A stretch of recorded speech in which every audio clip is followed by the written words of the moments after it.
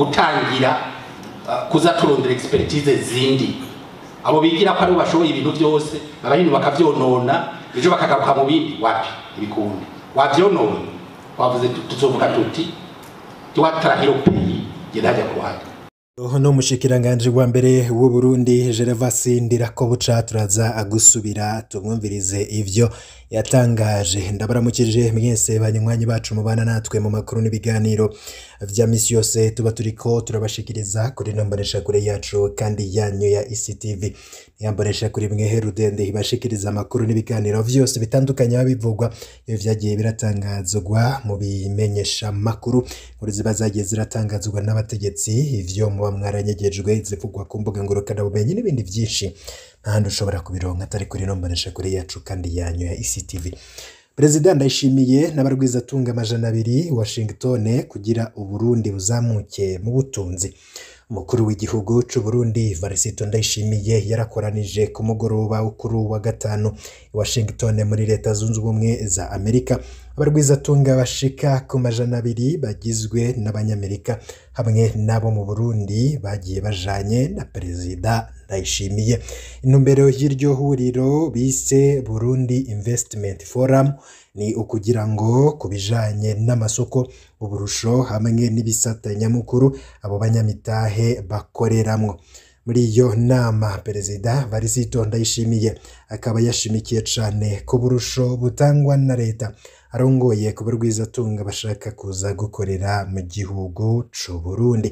Tubibutse ko abarwizatunga bagera kuri 41 b'abarundi haribo bagiye bajanye na Perezida Ndayishimiye muri leta zunze ubumwe za Amerika mu ntumbero yo kuja kumvisha abandi banyamitahe mvamakungu kugira bashobore kuzana imitahe mu gihugu c'u Burundi, igihugu kimaze imyaka irenga 6 kiri mu bibazo vy'ubutunzi. Tuve kuri iyo nkuru irabana n'urugendo rw'umukuru w'igihugu muri leta zunze ubumwe za Amerika tugaruke ngaha mu Burundi aho amafaranga hangana ni miliyaridi 815 n'imiliyoni 458 n'ibihumbi 537 n'amafaranga 935 y'amarundi ngariyo mafaranga leta y'u Burundi izokoresha mu mwaka wa 2022-2023. Inama nshingamateka na nkenguzamateka zakoranye kuri wa 16 Kigarama 2022 zakira umushikiranganje wa mbere aho yasigura uko ibikorwa vyo mu mwaka wa 2022-2023 bizorangurwa. Amafaranga y'amarundi hagera kuri miliyaridi 815 n'imiliyoni 458 n'ibihumbi 537 n'amafaranga 935 no kuvuga amafaranga y'amadolari y'amanyamerika imiliyoni 691 n'ibihumbi 438 n'amajana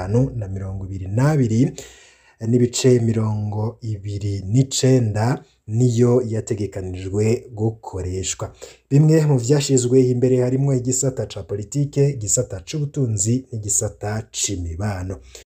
Ku buhinga bwa none digitalisation ibijanye no kubakana service de l'etat civile, gutegura uruganda ku rwego rw'igihugu kugira hirwe ibijanye no gukoresha ubuhinga bwa none muri ico gisata bikaba bizotwara uburyo bungana ni miliyoni 45 n'ibihumbi 47 y'amarundi bikaba bizotangurira mu ntara za Bubanza, Bukinanya na Cankuzo, Gitega, Kayanza, Kirundo, Makamba, Ngozi, Muyinga, Rutana na Ruyigi.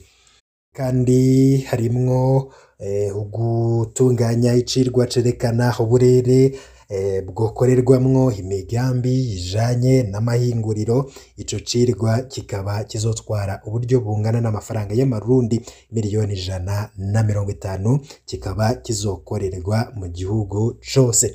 Guhugura abakozi bakorera mu gisata c'indero gushika ku kivi mu gusuzuma ingene bijanye n'ivyirwa bishirwa mu ngiro, gushiraho uburyo bwo gukurikirana ibijanye na buruse na pre-buruse. Kogwa kikaba kizotwara miliyaridi 5 n'imiliyoni 10 n'ibihumbi 731 n'ibihumbi 750. Ico gikorwa kikazorangurirwa mu gihugu cose nkuko vyamaze gushirwa habona mu nama nshingamateka na nkenguzamateka zari zakoranye. Mu yandi makuru, gukubagurwa bifatiye ku gitsina mu mwuga wo kumenyesha amakuru vyoba navyo bibaho. Ikiganiro cabaye kuri uyu wa 16 z'ukwezi kwa 12 2022 mu gisagara ca Bujumbura, gitunganijwe n'ishirahamwe ry'abakenyezi bakorera mu gisata co kumenyesha amakuru afojo, bafashwe mu mugongo n'igisata mpuzamakungu co guteza imbere ibinyamakuru pidike co mw'ishirahamwe UNESCO. Diane Ndonse arongoye ishirahamwe afojo avuga ko ibice 57 n'ibice 7 ari abagabo bakubagura abakenyezi, nayo ibice 17 n'ibice 5 ari abagore bakubagura abagabo. Kubwa na Jipe Mokni n'umuhuza bikorwa muri Maison de la Paix, akaba n'uburongo gisata co kumenyesha amakuru mu karere ka Afrika yo hagati muri UNESCO, avuga ko ica kabiri c'abakenyezi bakorera mu mwuga wo kumenyesha amakuru bakubagurwa ni mu cegeranyo cagizwe na Women in News muri 2021. Kubwa Vestine Nahimana arongoye CNC ngo abakenyezi mu mwuga wo kumenyesha amakuru ntibacyogereranije n'abagabo, ivyo bikava kubisabwa muri ako kazi hamwe n'iryo kubagurwa nyene. Kubwa Thierry Kitamoya yaserukiye ubushikiranganji bwo kumenyesha amakuru, akaba ngo biragaragara ko ugukubagurwa biriho kubera ko usanga bamwe batinya gutakaza akazi, ivyo bigatuma batidegembya kandi n'amakuru agakorwa nabi. Mu kurangiza baributsa ko gukubagura bifatiye ku gitsina bisigurwa mu itegeko ryo mu Burundi nimero 1/13 ryo kuwa 22 Nyakanga 2016. Mu ntara ya Ruyigi imiryango 56 yaraye igarukiwe na komine Nyabitsinda kubera yahuye n'ikiza c'imvura. Iyo miryango niyo ku mitumba ya Nyakiyonga, Nyaruganda na Ruharo, ikaba yahuye n'ikiza c'imvura yaguye kuwa 14 Kigarama 2022. Mu kurindira ko hoba ubundi Mugiraneza yoyigarukira komine Nyabitsinda kuyifashishije amafaranga yo gusanasana ivyasambutse agera ku 1,830,000 y'amarundi. Musitanteri wa komine Nyabitsinda Ahishakiye Anastasie akaba yamenyesheje ko ayo mafaranga yatanzwe hisunzwe urugero rw'ivyononekaye kuri buri muryango kugira uhamagare umufundi aba arashirako ibisakazo.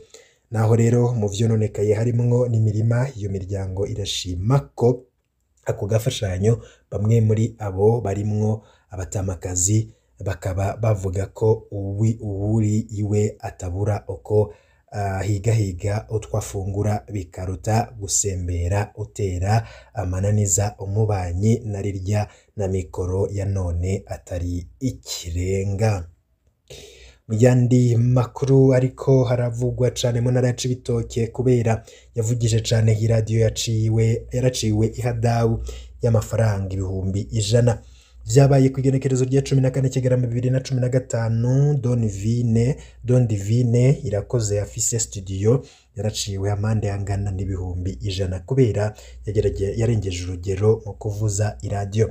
Musitanteri wa komine Bukinanyana akaba yemeza ko Irakoze Don Divine yari yaragabishijwe inshuro zishika 100 ko yovuza iradio buhoro ariko akica amatwi. Uretse ko hari kuri parikingi y'imiduga amakenga ko ari uko amasanganya yohabaye biturutse kuri ayo majwi amena umutwe n'amatwi.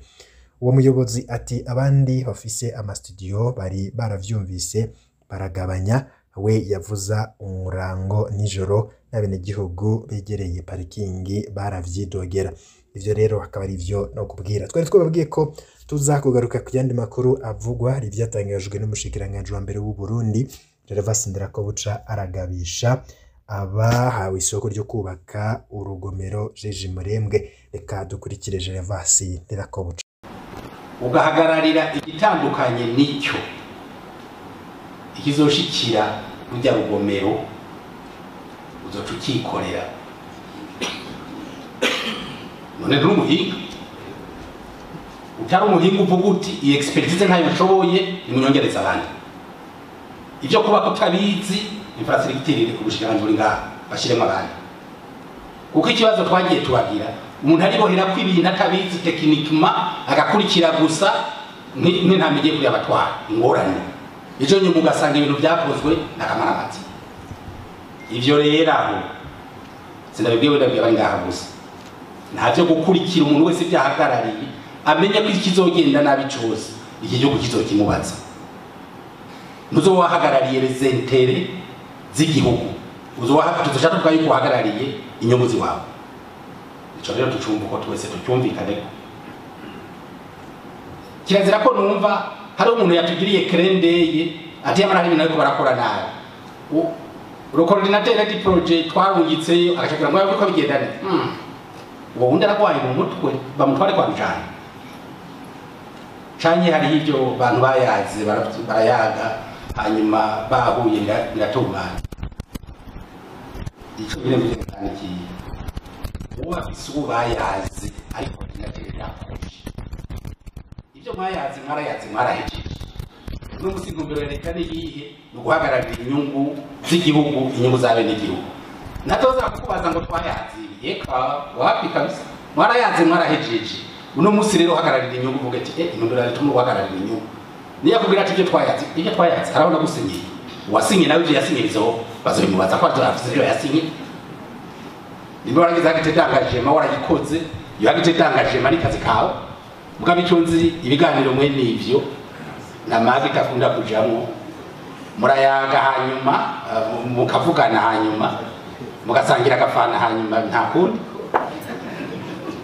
Ikiba gikomeye cyane nuko muyaga mugabo intumbero cyashibonetse ukayihagararira, kuko ari ibintu byagiye biraba ngaha mu gihugu cyacu. Ikintu kikaza kigakorwa ukarindira ico cazanye mu gihugu ukakibura kubera abantu bakuranyemo bagakuranamwe. Kandi uwo muntu ugaca usanga iposte ku iposte ni wakuma avuye hajya uno musi umwe wese ahavuye tumwivariwa yavuye hajya ibyo ari umuhaye yabikoze gute. Hari byagenze nabi tumushire muri tipo tumubikeyo hanyuma turondeza abantu.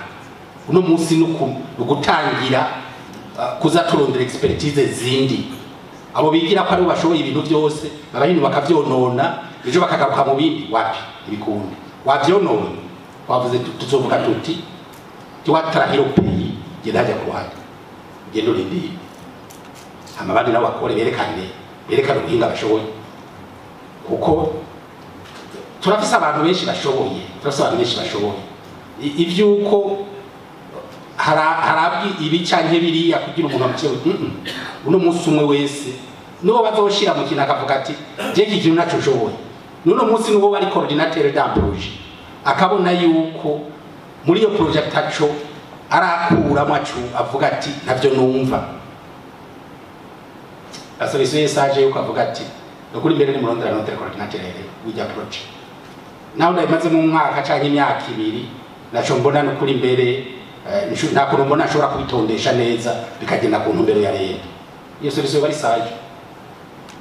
saje no kuri mbere kandi byo bari byiza cyane nkuko nabivuze rero ndabahamagarire mwese mwese ahari uhagarara inyungu z'igihugu n'inyungu za bene gihugu nta kindi duhamagarira wowe ofise n'Imana hajya ugira uhubaka ikibutso bazovuga ati Robaranje Jiji Murembwe ya mbere mu Burundi warayihagarariye ni kanaka izina ryo rivuye muri iki gihugu gushika Jiji Murembwe izoshika zovuga mu bitabo muri histoire y'u Burundi bazovuga bati Baranje ifise amamega manini y'u Burundi yubatswe ryari uyu mwaka uyu warayihagarariye ninde bace bashira kwizi c'est bikomeye cyane mugabe ejo bagaheza gushiramo amazi igaca itwara igahitana n'imiryango y'epfo yose bajavuga ati wewe warayihagarariye ninde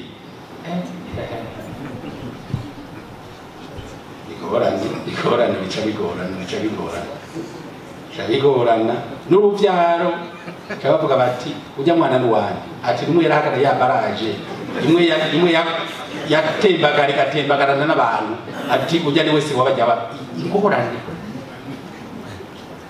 uruvyaro rwawe uhejeje kurushira ikashe bicana